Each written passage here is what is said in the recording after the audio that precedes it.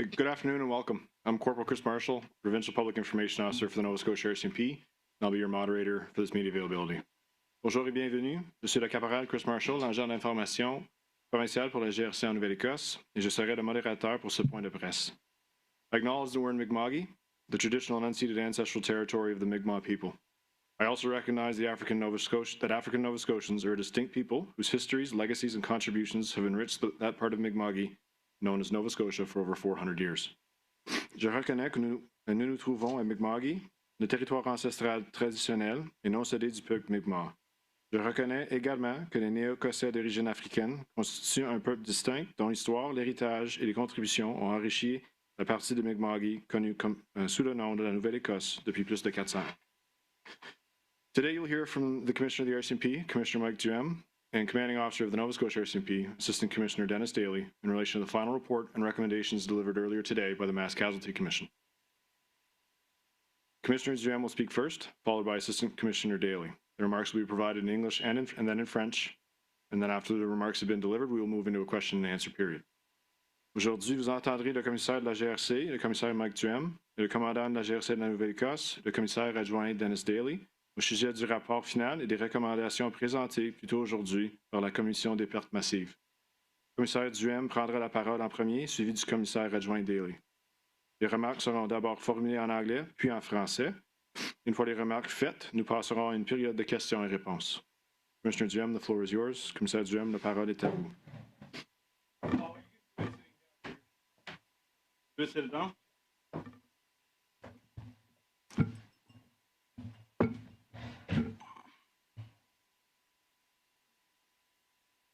Thanks, Chris. Good afternoon. It is with profound emotions that I stand in front of you today, but with a firm understanding of the importance of why we are here. I'm joined by Assistant Commissioner Dennis Daly, Commanding Officer of the Nova Scotia RCMP.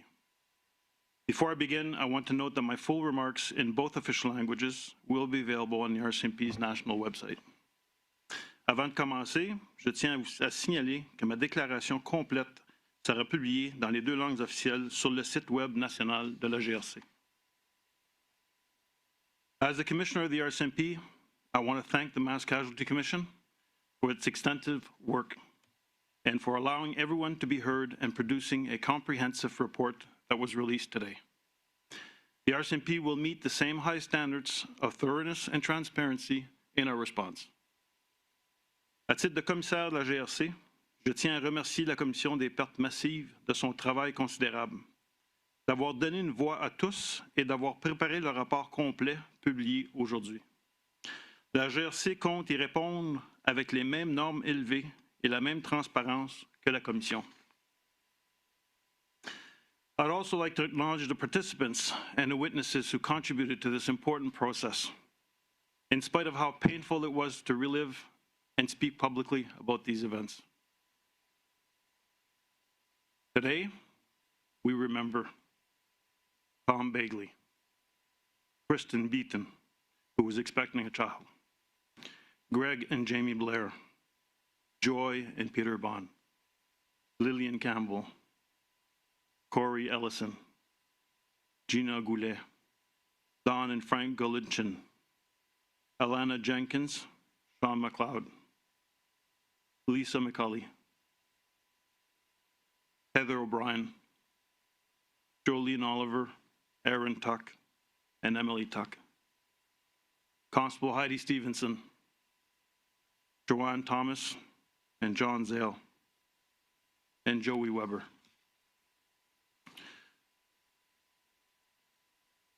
To their families and to the survivors and communities in the province, I'm deeply sorry for the unimaginable pain and suffering and for the traumatic events you've experienced.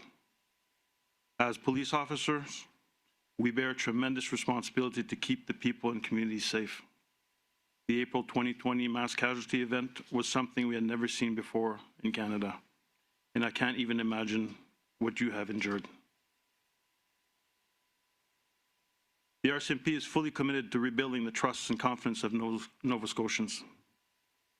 As part of these efforts, we must ensure that the vital work of the Commission will last a lasting impact on public safety. locally, nationally, and internationally.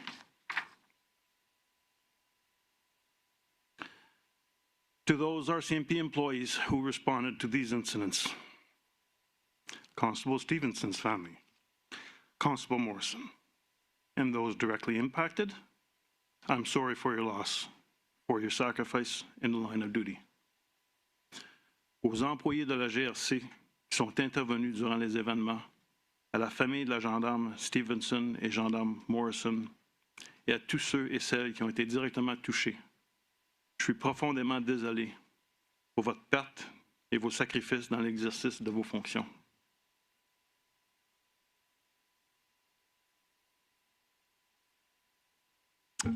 When tragedy strikes, we are often asked if we did enough, if we could have done things differently. Through watching the events unfold, being briefed and visiting the sites of this horrific crime this week, and talking to employees who responded in the first 13 hours, I know our RCMP employees worked to the best of their abilities and did everything they could with the training and equipment they were provided. But we must learn, and we are committed to doing just that. I know our employees are dedicated to Nova Scotians, and I saw that commitment when I began my career in Numinus, Nova Scotia. I've been thinking of my own experiences as a police officer and how community members and our police officers felt in April 2020. RCMP employees come to work every day wanting to make a difference. But like all first responders, we never know what the shift will hold. To Nova Scotians and Canadians, the RCMP is committed to learning from this tragedy and moving forward as a stronger organization. One of the many important issues raised during the inquiry was how the public was informed of threats in real time. I believe it is important for me to note that the RCMP has made significant advancements in the use of public alerting since this horrific incident in Nova Scotia. We now have robust national and divisional policies to help us inform the public quickly and effectively when needed. This was seen in our response to the James Smith Cree Nation tragedy in Saskatchewan, and it has had a positive impact on police agencies across Canada. We fully recognize the importance of reviewing lessons learned and continuing to improve our operations. The RCMP will follow the advice of the Mass Casualty Commission to take the time to read and process the reports and its recommendations. My senior management team and I will move forward with conviction and commitment to act on the Commission's recommendations that fall within the scope of the RCMP's authorities, and we will work closely with our safety and security partners. This will add to the work already underway to improve our service to Canadians. We will act on these recommendations just as we have applied other lessons learned since April 2020. We need to share these lessons with our partners and continue to improve how we work together to protect the safety of the public. Nous donnerons suite à ces recommandations, comme nous avons appliqué les leçons apprises depuis avril 2020. Nous devons partager ces leçons avec nos partenaires tout en continuant à améliorer nos méthodes de travail pour protéger la sécurité du public. A key priority for us is to go forward in lockstep with policing partners in Nova Scotia and across the country. We must recognize where we need to make changes, and we are grateful for the Commission for its guidance. To make sure we get this right, the RCMP has put in place a team to study the report and recommendations, to guide our action plan, and publicly report on progress. We will continue to learn from this tragedy and do better. Please know that I am committed to doing just that, along with the senior management team and all employees of the RCMP. We will keep working every day to live up to our commitment to protect the safety of communities here in Nova Scotia and across the country. Before I turn it over to Assistant Commissioner Dennis Daly, let me just conclude by reiterating my commitment to learning from this report and doing better for Nova Scotians and Canadians. Thank you for the option to speak today. Merci de m'avoir donné l'occasion de m'adresser à vous aujourd'hui.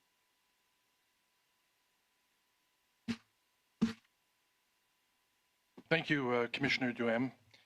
As the commanding officer of the Nova Scotia RCMP, I too want victims, families, and survivors to know that I am sorry for the pain and trauma you have suffered. The individuals who responded in April 2020 did their best while putting the safety and well-being of others ahead of their own. But I know our response wasn't what you needed it to be. And for that, I am deeply sorry. I cannot know your loss. What I hope I can do is provide assurance of our commitment to you. While we can't change what happened in 2020, we can and we will learn. And with that learning, we will improve. I echo Commissioner Duham's appreciation to the Mass Casualty Commission. The work that has been done over the last months will help guide public safety in Nova Scotia and in every community across the country, communities served by the RCMP and those served by other police services. As we noted from day one of the inquiry, the RCMP fully supported the independent mandate of the MCC to examine the incidents of April 2020. And we are here today with a promise to act on the MCC's recommendations in a manner that is transparent to the victims, survivors, and their families. With any review, areas for improvement are identified. But I want Nova Scotians and all Canadians to know that we did not wait for the release of today's MCC report to make important changes. As you heard from Commissioner Duham, since 2020, much work has been done across our organization to improve our operational capacity. Here in Nova Scotia, we enhanced resourcing for our emergency response team. We have invested in new equipment. We have opened a state-of-the-art operational communication center here in Nova Scotia. Our employees received additional training in a number of key areas. We have added to our protocols around critical incident command and management. We have worked to improve relationships with our policing partners across the province. And as Commissioner Duham noted, we have changed our approach to emergency alerting. These are a few examples of the many changes we have already implemented, and we are fully committed to more change. Informed by the MCC report and in collaboration with our partners in policing, public safety, community services, and other areas, we'll be leaning into the recommendations with the goal of making the communities we live in and work in safer. To protect and preserve life is our #1 priority. Nova Scotians, this commitment to continuous improvement is what you can expect of me as your leader of the Provincial Police Service. Thank you.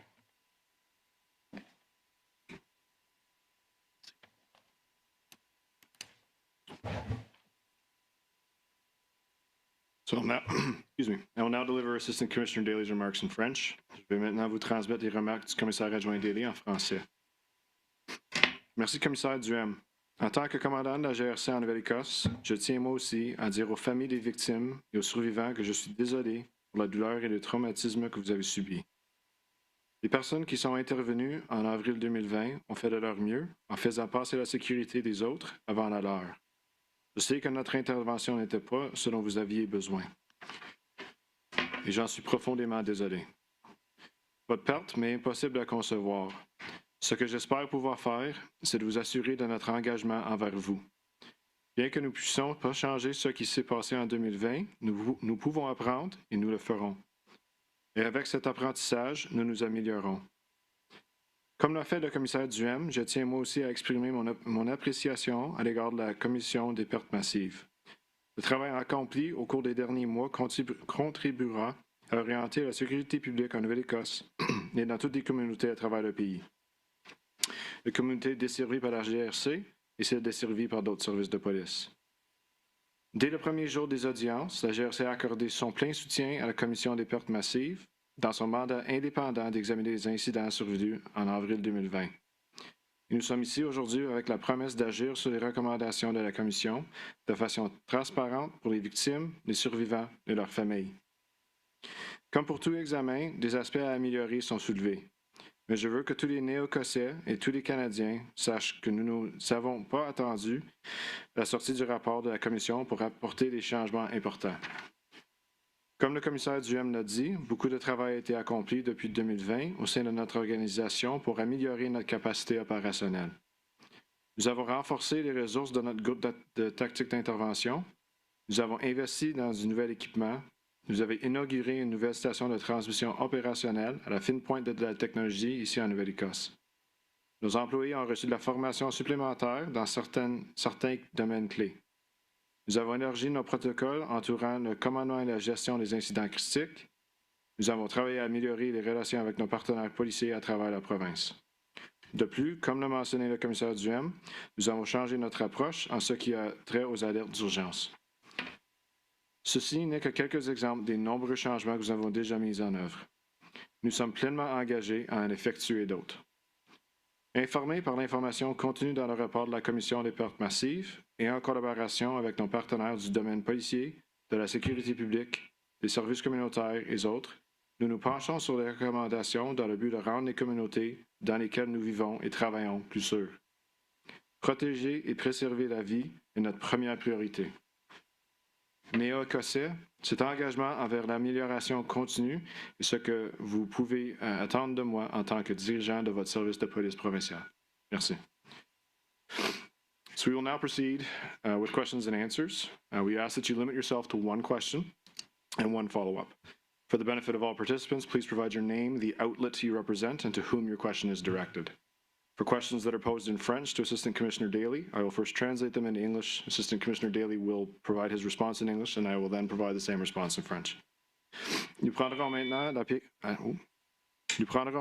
à la période de questions. Nous vous demandons de vous en tenir à une question et une autre de précision. Veuillez indiquer votre nom, l'organisation que vous représentez et à qui s'adresse votre question pour le bénéfice de tous les participants. Pour les questions posées en français au commissaire adjoint Daly, je les traduirai d'abord en anglais. Le commissaire adjoint Daly fournira sa réponse en anglais et je fournirai ensuite la même réponse en français. We will now go to the floor for questions. Nous allons maintenant passer aux questions. Thank you, Kayla Hounsell with CBC National News. Commissioner, you've said that you're sorry for the family's pain, but are you sorry for the mistakes your officers made? Thanks for the question, Kayla. I am terribly sorry for the pain and suffering that the families went through.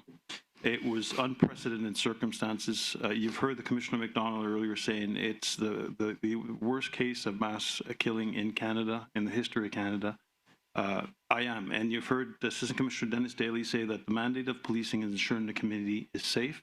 And on that particular day, in the circumstances that we were facing, we weren't able to keep the community safe. But the commissioners have very clearly now said that the RCMP made mistakes, many mistakes, and they think it's so important that the RCMP be able to admit when it makes mistakes, that they think it should be policy that as a member of the RCMP, you can't get promoted unless you are willing to admit your mistakes.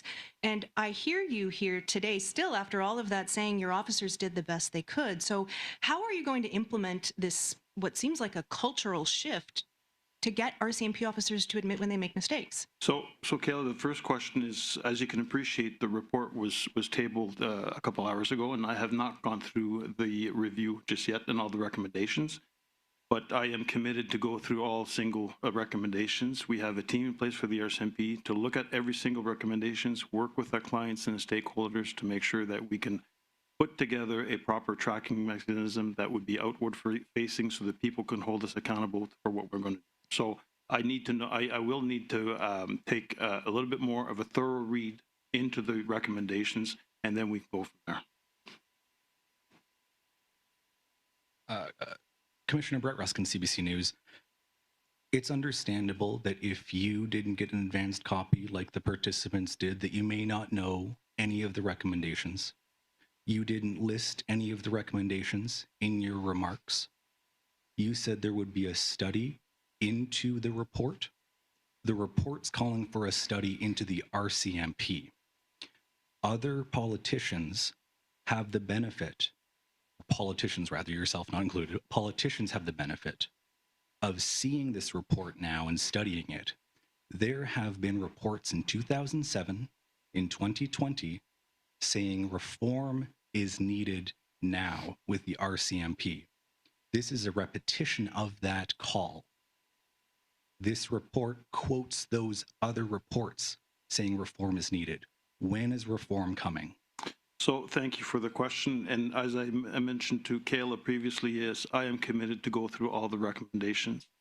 And from there, we already have a team that's going through what was published by the MCC. An action plan will be tabled, and we will be reporting of the progress on an outward-facing website in which the population can see the progress that the RCMP is doing. I think that's a good form of accountability, holding us accountable to making sure that these recommendations that have been brought forward by the MCC are followed through, and that is my commitment. There's 130 recommendations, 75 of them deal directly with policing. Just to be clear, how many are you aware of right now? The numbers you just shared is what was shared earlier of 130. I don't know what all the recommendations entail, but our commitment is to go through every single one of them and see if they're under my authority, our mandate. We will look at them, we will review them, and determine a way forward. If it's not under authority, we'll be working with provincial or federal representatives to make sure that we address the recommendations that were brought forth. Bon. Oui, la question c'est si j'étais au courant. Les deux questions qu'a posées ou juste la dernière? Oh, tu me rends la tâche plus difficile. La dernière, c'était au sujet si j'étais au courant du nombre de recommandations qui avaient été émises, pour lequel j'ai répondu que 2 heures avant l'événement ici, on m'a informé qu'il y avait 130 recommandations, dont 75 touchent à la police, et qu'en tant que commissaire de la GRC, je suis commis pour m'assurer le suivi des recommandations qui sont faites. Et évidemment, je n'ai pas eu le temps de revoir les recommandations à cause que ça a été déposé à midi. Mais je me suis engagé pleinement avec mon équipe d'état-major de revoir toutes les recommandations. Les recommandations qui se retrouvent en dessous de l'autorité de la GRC, mon autorité, on va poursuivre, on va faire un plan d'action et on va démontrer le progrès sur le site Internet pour lequel le public a accès pour regarder le progrès. Question d'imputabilité, pour nous garder imputables pour les actions qu'on doit prendre. Les recommandations qui ne tombent pas directement sur le mandat de la GRC, nous allons travailler étroitement, si c'est au sujet de la municipalité ou la province ou au niveau fédéral, nous allons travailler étroitement avec nos partenaires. Good. Hi, my name's Lindsay Jones. I'm with the Globe and Mail.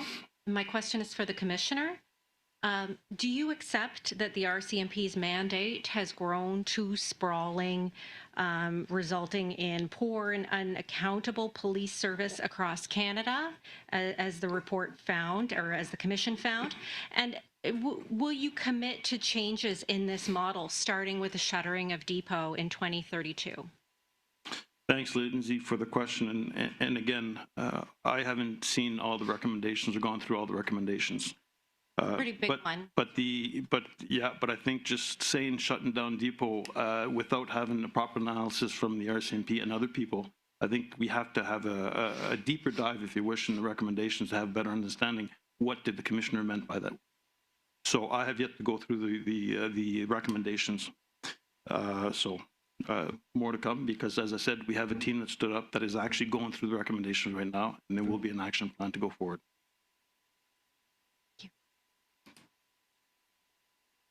Hi, Tim Bousquet from the Halifax Examiner. My question was actually about the depot as well. The recommendation is to close it in 9 years and replace training with a 3-year university program. I understand you to say that you need to study that recommendation, but my question to you is, if that were done, how would that affect your recruiting efforts? Well, I wouldn't be able to, it'd be speculation on my part, the impact it would have if we shut down. But again, I think it's important to really understand what the recommendations are, and perhaps even go back to the commissioners to have a better understanding of where their mind was at. But these, just shutting down Depot within 9 years is something that we really have to sit down and discuss and see what the alternatives are. Another one of the recommendations is that new recruits not be sent to rural areas as sort of a ladder process, and that the more suburban or larger cities are sort of the end goal of their career. What's your thought on that? Well, the reality, Tim, is the the RCMP, the contracts that we have with the various provinces and territories, most of the work we do is in the rural areas. We're not in the big cities such as Vancouver, Winnipeg, and Calgary, and Edmonton. So most of the work that we do, the people are posted out of depot into the rural areas.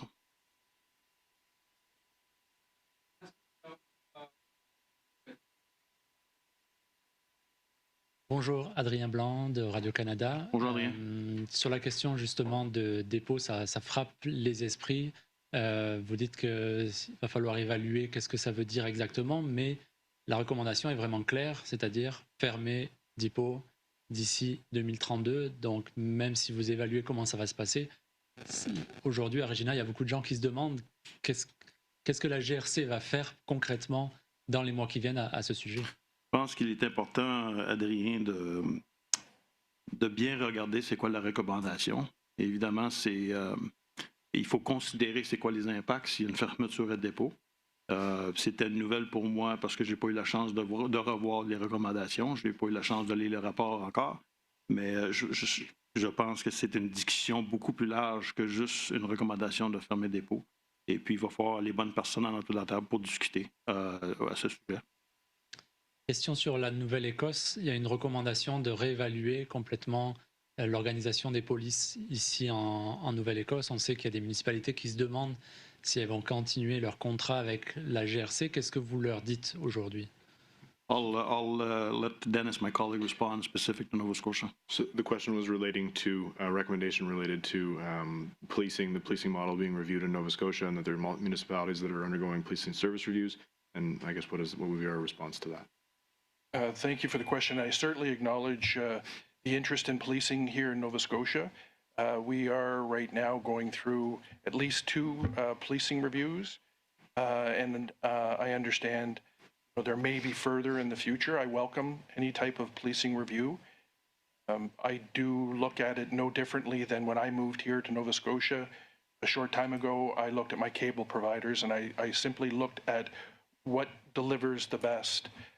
I would say, in addition to that I'm confident the RCMP, with our training, our operations, our investigative capacity, can stand up to any police department, any police service in North America. What I heard Commissioner McDonald say this morning as he was addressing the forum was the concept of reimagining policing, community safety and well-being, and I guarantee I'm very much in favor of any sort of review that looks at all those sort of options. Brett Ruskin, CBC News again. Is it Brett? Brett. Okay, sorry. I didn't get the first time, so sorry. I've just been speaking with Mass Casualty Commission staff, and they confirmed that the RCMP were given a copy of the report before the media was. The media received an executive summary around 9 o'clock yesterday, the full report around noon. Participants like the RCMP were given the full report at 9 a.m. You can respond to that as you like, but I stepped in line to share that piece of information with everyone. But No, you've had it for more than yeah. I'm saying that I haven't reviewed it. It was distributed, limited distribution, but as I said from the beginning, I haven't seen the recommendations. Hello, sir. Michael Kronish, Muse Films. I just wanted to ask a question about in the world that we live in with mainstream media and social media and water cooler conversations that are going on across Canada, to get your comments about, to speak to those Canadians who still have questions about the official narrative that's being presented today by the RCMP, be they about small things and small inconsistencies or big conspiratorial theories that do exist with this story and others. Thanks, Michael, for the question. I mentioned earlier how the environment in which our members responded and employees responded on that particular day, the 18th and 19th of April, was one that was never seen in Canadian history. The challenges we faced with regards to the multiple crime scenes, the resources that were deployed, the fact that we were actually looking for someone who's dressed like us has never been seen before. So again, I welcome the Mass Casualty Commission's work with regards to the inquiry and the recommendations. And based on the environment that I saw yesterday and walked through and spoke with some of the first responders, I'm looking forward to really drilling down into the recommendations and looking at the way forward. We have to learn from this. I never said that we don't want to learn. We must learn from this tragic incident and get better for the next one. Bonjour, Michel Brideau, Radio-Canada. Ma question est pour le commissaire Duhem. Il y a eu déjà des tragédies au Canada, des mortalités, des rapports, des recommandations. Pourquoi est-ce que cette fois-ci, la population canadienne peut faire confiance à la GRC que les changements seront faits? Bonjour Michel. Il y a eu des rapports dans le passé. Je pense entre autres au rapport McNeil des incidents qui sont arrivés, tragique incident à Moncton, pour lequel les recommandations ont toutes été suivies pour l'organisation. Et ce que je vous dis, c'est que ce tragique incident, je me commets à titre de responsable de la GRC que nous allons assurer le suivi des recommandations qui sont faites. Et j'ai expliqué plus tôt que nous avons une équipe en place qui fait la révision de ces recommandations-là. Et par la suite, une fois que le plan d'action sera déterminé, il sera mis à la disponibilité de la population sur un site Internet afin qu'ils puissent regarder le progrès. Puis c'est une question également de nous tenir imputables pour les actions et le suivi au niveau des recommandations. Et vous vous donnez combien de temps pour y arriver? Je ne serai pas en mesure de vous donner un temps spécifique présentement. Encore là, vous avez vu la présentation de la commission, le nombre de volumes, le nombre de recommandations, ainsi de suite. Je ne veux pas m'attarder sur... je ne peux pas me commettre, si vous voulez, un temps spécifique, mais une fois qu'on a une bonne idée, il me ferait plaisir de communiquer. On parle de 2, 5 ans, 10 ans? Je ne sais pas. Il parle de dépôt pour 9 ans, donc. Hi, Sarah Plowman, CTV here in Halifax. When Chief Superintendent Darren Campbell apologized to the families, saying, "I'm truly sorry that we failed you," that was really well received. So to jump on my colleague's question, why are you unwilling to apologize for the failures of the RCMP? So I said earlier that I am sorry for what the families have gone through. And the number one mandate of any law enforcement is ensuring that the community is safe. And on that day, the challenge we face, we weren't able to keep that community safe. And for that, I am sorry. Also on that, if, as you said, that was the best that the RCMP could do that day, how do you expect the public to trust and have confidence in the RCMP's ability if that was the best that could have been done? What our employees faced that day was never seen in Canadian history. There's no other law enforcement agency that faced the same situation. The different incidents that were occurring, the multiple sites that had to be managed, it has never been seen before. And I said it earlier, I know that our members and employees on that day did the best that they could with the equipment and the training they have to put a stop to that as fast as possible. But it was a dynamic, fluid incident situation that took place. And again, I had a chance to talk to some of the members who were the first responders on the ground. I had a chance to drive there yesterday and go and get a sense of the layout, the roads that are there, roads that we didn't even know roads exist in certain areas. And it was challenging. It was challenging. Alex Cook, Global News. My question's for the Commissioner. The report was highly critical of how the RCMP treated Lisa Banfield. I was just wondering if you looked at that part and if there are any lessons that can be learned about how she was treated. So, Miss Banfield was the very first victim of this. And I know Dennis and his team have done some work with Miss Banfield. And I'll hand it over to Dennis for any further comments in regards to Ms. Banfield. Thank you, Commissioner. I do acknowledge as well that Lisa Banfield was the first casualty of this incident. I can tell Nova Scotians that our officers who were investigating are well trained in trauma-informed approaches and would have dealt with Ms. Banfield, other victims, other survivors in a trauma-informed manner. Recognize, as you likely know, we are under some litigation with concerns to Ms. Banfield. I'm limited in what I can say. In Nova Scotia, you know, we've done significant work on intimate partner violence. We have sexual assault advocates that come into our building and review our files.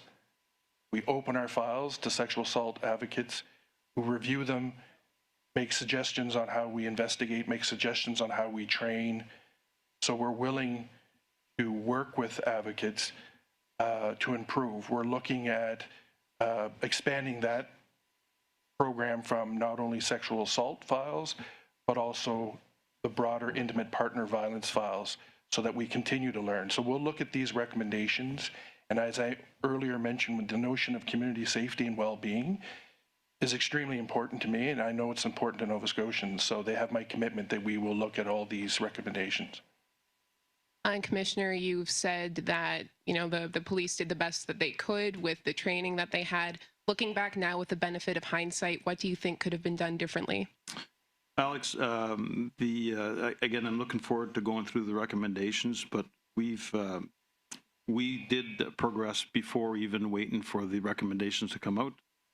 Dennis and his team have looked at several key areas in which we've brought about change, and I'll let Dennis elaborate on some of the changes that took place. Hindsight, you know, is important because I think we have to look back so we can look forward. So I do acknowledge that in hindsight, there are things that, you know, what we do know now. And the first instance is emergency alerting. So we've learned significant with respect to emergency alerting. We've triggered emergency alerts in Nova Scotia 18 times since April of 2020. So we've learned significance there. You know, we've updated our mapping software, access to mapping software. We've given our officers situational awareness, so there's much more. We know where our officers are outside the police car. Nova Scotia is the first division within the RCMP to get that sort of technology. We have a robust uniform disposal process in place. So we've made significant changes since. Hindsight is as they say, is 2020. What our members faced, there is no blueprint for what happened in April of 2020. Our members faced an absolutely tragic situation and impacted them severely. But it's my commitment to Nova Scotians that we will learn and we will move forward. And if I can just add to Dennis's response, the emergency alert was one that came up frequently, and I just want to highlight the fact that the emergency alert was never used initially or intended for public safety events. And following this event, Nova Scotia has learned. Dennis said that they were the first province to use it for a public safety event, and other provinces have followed suit with using the emergency alert for other incidents, such as public safety incidents. We'll take one more question, one more follow-up. Hi there, it's Linda Armstrong with the Canadian Press. You mentioned a couple of times that you haven't read all the recommendations. Given that this was handed to you yesterday morning, why is that? And what you have read are your biggest takeaways? Like I said, I haven't seen any of the recommendations. My team, I'm not quite sure exactly what time we got the one of the versions, and I'm not quite sure if it's a full version or just the executive summary. But I'd be happy to come back to that. I haven't seen it, and I haven't gone through it. Can I ask you why you haven't seen it? I just haven't gone through the recommendations just yet. It doesn't minimize the impact of what took place. I just haven't had time to go through the recommendations. One more, last question. Thank you, I appreciate it. One of my colleagues has just sent me this finding regarding the treatment of Lisa Banfield. So the report says the RCMP's treatment of Lisa Banfield during the RCMP's H-Strong investigation is an example of the kind of re-victimization that makes it less likely that women survivors of gender-based violence will seek help from the police. It strikes me that that's the opposite of trauma-informed, first of all, but how can both things be true, and how concerned are you about that? That this is now the public message that women will be afraid to come to the police? That is certainly not the message that we want in Nova Scotia, across the RCMP, or across the police universe. We encourage victims, survivors to come to us. What I learned this morning from Commissioner McDonald, as a police leader, I have to act with courage and commitment and collaboration. The collaboration part is where we extend a hand to those that work in the community and the community services and strengthen those relationships so that victims, survivors, whether of intimate partner violence or any other crime, feel comfortable and confident to come to the RCMP or any police service here in Nova Scotia. So I, as a police leader, have a role in that, and I commit to strengthening those relationships with the community services. We can't do it by ourselves, and as we heard the commissioners talk about, and I haven't had the opportunity as well to read the report, but I am very interested in the notion of the community safety well-being. I heard the commissioners talk this morning that the police are asked to do things that perhaps we shouldn't be doing. So I'm very interested in continuing those discussions, anything to provide safety to Nova Scotians and Canadians. That you haven't read the report, but I just read you that part of the report, and you've said that the treatment of Lisa Banfield was trauma-informed. The Commission says it was re-victimization. So which was it? They both can't be true. And again, not having read the recommendation, I don't know the context. What I can tell you is that our officers treated her in a very respectful, trauma-informed. We've learned significantly on how trauma is processed through the brain and how victims, present themselves. Back when I first started, close to 35 years ago, we didn't recognize that. There'd be a lot of myths, and we've done significant training of our employees to recognize symptoms of trauma. So that's the commitment. Again, I can't answer what the recommendation said or didn't say, but again, I do recognize that Ms. Banfield was the first casualty. We are facing litigation, as I had mentioned, so I'm limited in really getting into the full story at this particular time. Great. So that's it. Thank you very much, everyone. This concludes our media availability. Ceci conclut le point de presse. Merci de votre présence. Thank you. Thank you.